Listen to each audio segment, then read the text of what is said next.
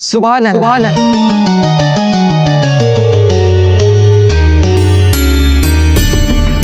सुभान अल्लाह मियां तानसेन, सुभान अल्लाह।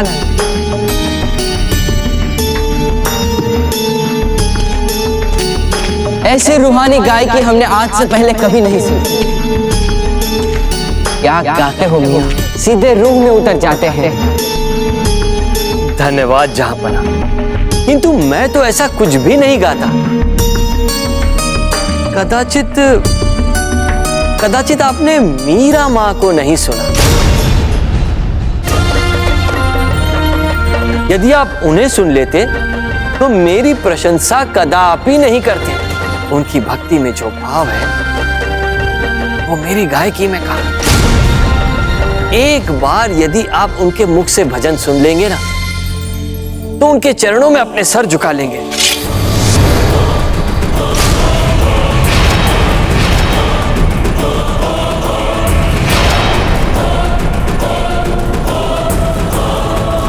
शहंशाह, ये क्या कर रहे हैं आप? जलालुद्दीन किसी भी इंसान के कदमों में अपना सर नहीं झुकाता। मीरा माँ कोई आम इंसान नहीं है, वे एक रोशन रूह है। अच्छा, और अगर मीराबाई को सुनने के बाद भी हमारा सर उनके कदमों में खुद ब खुद न झुका तो हम आपका सर कलम कर देंगे।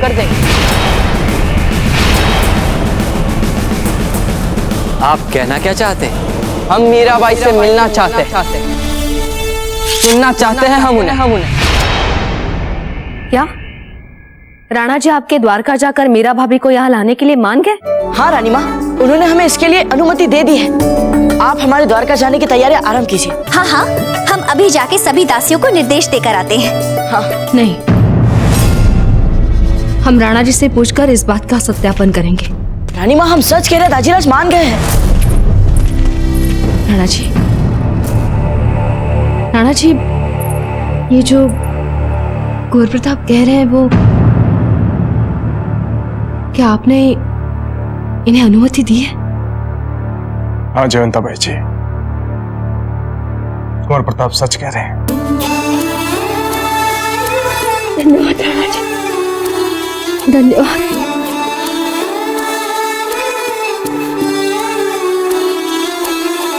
जयवंताबाई जी,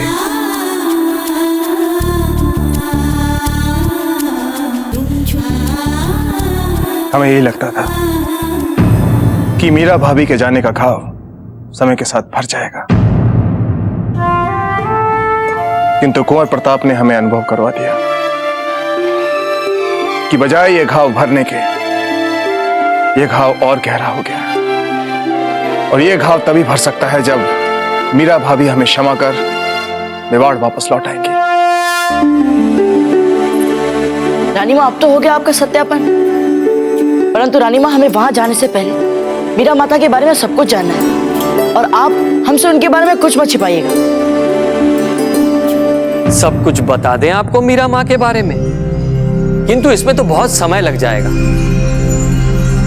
क्योंकि मीरा माँ की जीवन गाथा इतनी गहरी है, यदि कोई इसका सच्चा प्रारूप समझ लेगा तो जीवन का सही अर्थ ही उसके समझ में आ जाएगा। क्या जहांपना के पास है इतना समय? मियां तानसेन, हम वक्त के गुलाम नहीं हैं, वक्त हमारा गुलाम। द्वारका तक के सफर में तुम्हें हमारे साथ वक्त बिताने का बहुत मौका मिलेगा। उस दौरान तुम हमें तफसील से ये किस्सा सुना सकते हो। शहंशाह, कैसा खतरनाक फैसला लिया है आपने। सफर की तैयारियां मुकम्मल करने के बाद आप हमें मिलना। जो हुक्म जहां पर।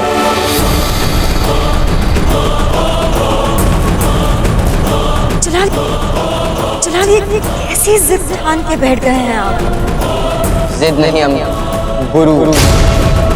उस गवैये तानसेन अपने बेलगाम गुरूर में चूर होकर हमारी अजमत को ललकारा और कहता है कि हम जलालुद्दीन मोहम्मद शहंशाह हिंद,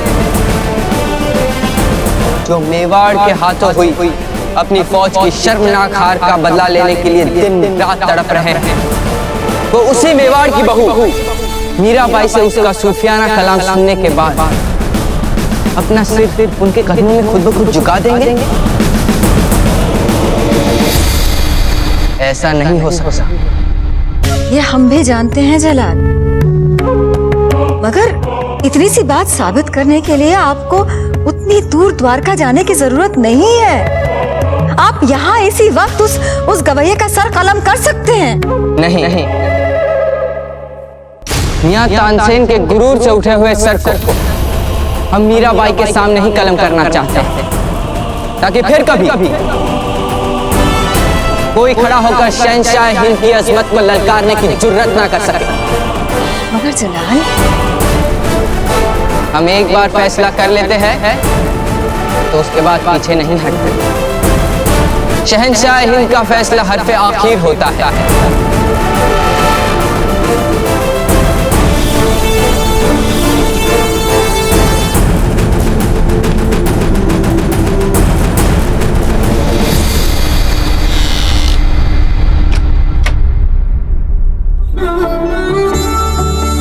रानी माँ, हम आपसे मीरा माता के बारे में जानना चाहते हैं। ये वस्त्र और ये आभूषण हमें उनके प्रति तो नहीं हो रहे। जब हम उनसे मिले थे तो वे हमें भक्ति और सादगी की मूरत लग रही थी। कुंवर प्रताप, ये सभी राजसी वस्त्रभूषण मीरा भाभी के विगत जीवन के विरोधाभास के प्रतीक हैं। जहां उनका रुझान था भक्ति में, सरलता में, सहजता में, वहीं मेवाड़ की बहू होने के नाते उन पर राजघराने की मर्यादाओं का दबाव है। हे एकलिंग जी, इन दोनों विपरीत मानसिकताओं के बीच तालमेल करना उनके लिए बहुत ही कठिन रहा होगा। ना तो अपने नैसर्गिक प्रवृत्ति के विरुद्ध जाना सरल रहा होगा और ना ही उन्हें किसी ने राज से मर्यादा के विरुद्ध जाने की छूट दी होगी। कुंवर प्रताप, आप स्वयं अपने जीवन में कई बार ऐसी दुविधा का अनुभव कर चुके हैं। हाँ दाजीराज, हमने ये दुविधा देखी भी है और उस दुविधा से उपजा अंतर्द्वंद भी। इसीलिए हम मीरा माता की दुविधा और पीड़ा की कल्पना कर पा रहे हैं दाजीराज।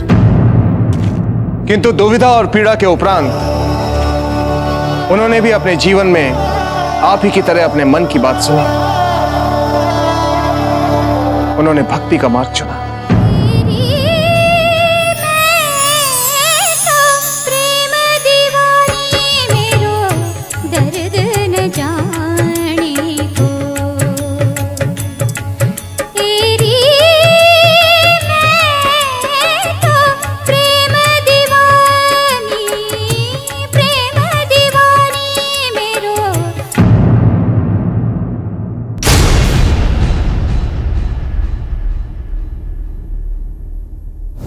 बड़ी ढीठ निकली आप तो। कितनी बार चेतावनी दी हमने आपको। मेवाड़ राजघराने की बहू हैं आप। जब मन चाहा मुंह उठाकर गली गली नचनियों की भांति नाचना गाना, राज परिवार की मान मर्यादा को खोल कर ही पी गई हैं क्या? उदा भाई, हमारा विश्वास कीजिए, हम अपनी इच्छा से नहीं नाचते गाते हैं। ये तो जब भी हमारे मन में हमारे गिरधर गोपाल का भाव आता है, हमारे देह के शरीर नस नस में मानो कृष्ण कृष्ण जागृत हो जाते हैं। कई बार उनसे विनती की है, हमें उबार ले हमें। पर वो है कि हमारी सुनते ही नहीं है। कितनी बार कहा उनसे कि बस कीजिए कान्हा, अब हमसे बर्दाश्त नहीं होता। अब आप ही बताइए हम क्या करें। हमने उनसे ये भी कहा कि अगर उन्होंने ये खिल बंद नहीं किया तो हम एक दिन अपना ये नक्शा शरीर त्याग देंगे।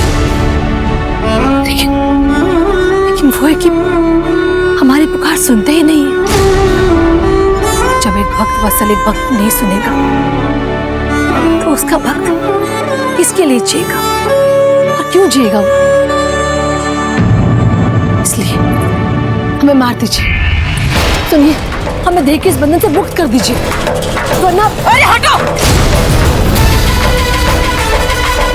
हम तो पहले से ही जानते थे कि आप पागल हैं, पागल। जैसे वृंदावन में गोपियां कृष्ण के लिए हुआ करती थी, रास लीला किया करती थी, दिन रात सुबह शाम बस कृष्ण कृष्ण कृष्ण कृष्ण। वृंदावन की वो गोपियां इतनी सौभाग्यशाली थी जिन्हें हमारे गिरधर गोपाल के साथ समय बिताने का अवसर मिला। दर्द न जाने, दर्द न जाने, दर्द न जाने को तेरी मैं तो। देखा भैया आपने, रिश्ता की पराकाष्ठा, मरना स्वीकार है इन्हें, किंतु गली गली जन जन के साथ लज्जाहीन नाचना गाना नहीं छोड़ेगी। वाह कान्हा की भक्तन, वाह! कहना हमें शीघ्र ही कुछ करना पड़ेगा इसका। तो आज आने दो इसे वापस। क्या मीरा माता परिवार की आज्ञा के बिना ही महल से बाहर जाकर साधारण नागरिकों के साथ भजन गाती थी? हाँ कुंवर प्रताप, वो सारी सारी रात भक्ति में डूबी जन साधारण के साथ भक्ति के गीत गाया करती थी। उनकी दृष्टि में सब एक थे। उन्होंने कभी भी राज परिवार या जन साधारण में कोई अंतर नहीं देखा। जो भी उनके साथ उनकी कृष्ण भक्ति से जुड़ता था वो उनका अपना हो जाता था। वो जहां खड़ी हो जाती थी सत्संग वहीं आरंभ हो जाता था। और यूं भक्ति में डूबी वो मानो किसी और ही लोक की हो जाती थी। उनका शरीर तो यहां रहता था परंतु उनकी आत्मा के तार तो भगवान कृष्ण के लिए व्याकुल रहते थे। और फिर एक ऐसा क्षण आता था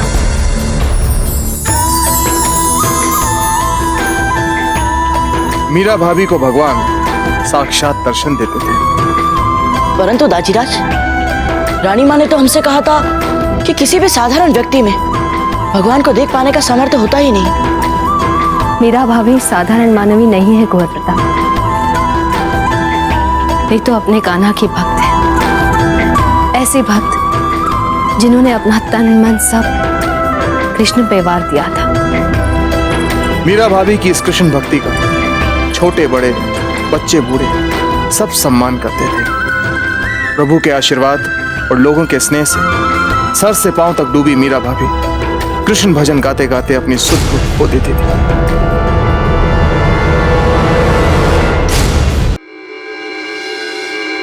हमारा भी मन करता है दाजीराज, यदि उन बच्चों में हम भी एक होते कितना अच्छा होता। वैसे मीरा माँ घर कब वापस आती थी? नहीं आती थी। क्यों लौटती? इस अपमान भरे संसार में फिर उनका दैवी स्वप्न कठोर राशि वास्तविकता के दंश से दुस्वप्न में बदल गया। राजघराने की बहू होकर भी राजघराने की मान मर्यादा को बार बार मिट्टी में मिलाने के लिए आप महलों में से सड़कों पर उतरती है ना। आज आपकी ऐसी व्यवस्था करेंगे कि आप अपने मूर्खतापूर्ण भजन गाने के लिए ना तो उन भिखारियों को मिल पाएंगी और ना ही साधारण नागरिकों को। चलिए।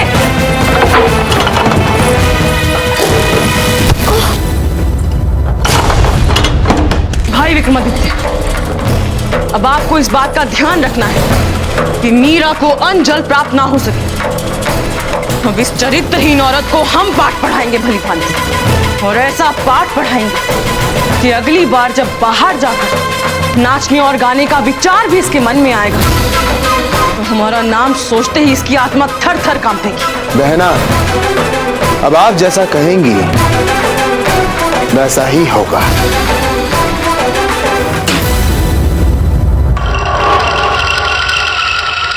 धोखा मारने के लिए बंद कर दिया कक्ष में, यहाँ इस राजमहल की 4 दीवारों में मीरा माँ को किसी ने कुछ नहीं बोला, कोई कुछ नहीं कर पाया।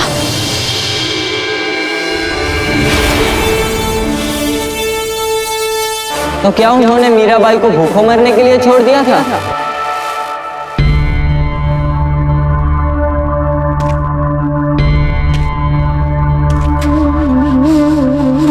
गौर प्रताप, मीरा भाभी अकेली नहीं थी, उनका साथ देने के लिए महल में कोई और भी थी। क्या साथ देने वाली थी? कौन?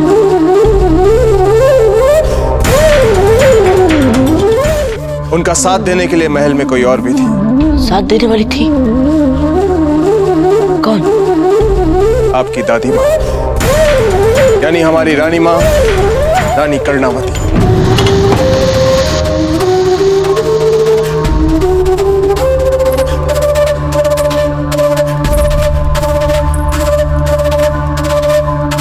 हम जानते थे कि रानी माँ अपनी आंखों के सामने इतना बड़ा अन्याय नहीं देख सकती। हम भी जानते हैं जयवंता बाई जी कि रानी माँ और मीरा भाभी के संबंध को लेकर आपके मन में सदा प्रश्न चिन्ह रहा है। रानी माँ के सामने बात राजपुताने की प्रचलित मर्यादाओं की थी, इसलिए सबके सामने उन्हें मीरा भाभी के साथ कठोर रहने का दिखावा करना पड़ता था। लेकिन जब भी वो अकेले में होती थी तो मीरा भाभी के लिए उनका प्रेम अपने आप उमड़ पड़ता था।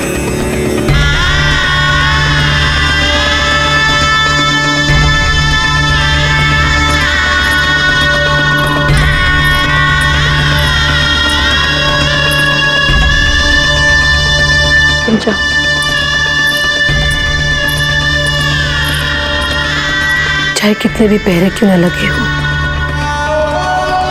आप हम तक पहुंचने का मार्ग ढूंढ ही लेती है। लेकिन आप जानती है ना कि आपको यहाँ आना नहीं चाहिए था।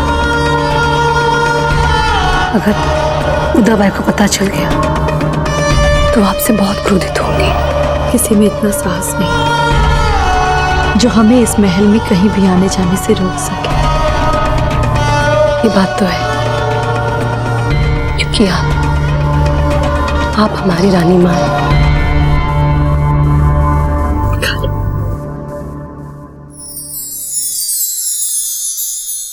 क्यों इतने दुख उठाती हैं? क्यों माँ दुर्गा की आराधना नहीं करती हैं? रानी माँ, पूजा चाहे किसी की भी हो, परंतु उसका परम तत्व तो एक ही होता है। फिर चाहे वो माँ शक्ति की हो या हमारे कान्हा की। अगर तत्व एक है तो कान्हा को छोड़कर माँ दुर्गा की आराधना क्यों नहीं करती? एक ही बात है ना, एक ही बात है रानी माँ। किंतु जब एक स्त्री किसी को एक बार अपना पति मान लेती है तो वो आजीवन सिर्फ उसी की ही पूजा करती है। समझ में नहीं आ रहा कि हम आपको आशीर्वाद दें या आपसे आशीर्वाद लें। तो आप ये कहना चाहते हैं कि एक औरत अपने जीते जागते खाविंद को छोड़कर एक बुत को अपना शौहर मान बैठी? और शहंशाह, आप इनकी इस मनगढ़ंत कहानी पर यकीन कर इतनी दूर द्वारका सफर कर रहे हैं? मियां तानसेन, हम ये उम्मीद करते हैं कि आपने हमारे सामने झूठ मिला किस्सा कहने का गुनाह अजीम नहीं किया होगा। जहां पना, जिसे आप किस्सा या अफसाना कहते हैं, वास्तव में वो मेवाड़ का इतिहास है। हमारे लिए पवित्र धरोहर है वो, जिसे हमें पीढ़ी दर पीढ़ी जीवित रखना। और सच तो ये है कि अटूट विश्वास, निश्चल प्रेम और संपूर्ण समर्पण के भाव से मात्र 7 साल की उम्र में कृष्ण जी की मूर्ति को साक्षात भगवान में रूपांतरित कर दिया था। 7 साल? हाँ कुंवर, 7 साल। ये सब जानने के बाद हमें तुरंत मीरा माँ से मिलने की इच्छा हो रही है। लगता है अब हमें फौरन मीराबाई से मिलकर मेवाड़ की अजमत को मिट्टी में मिलाना पड़ेगा।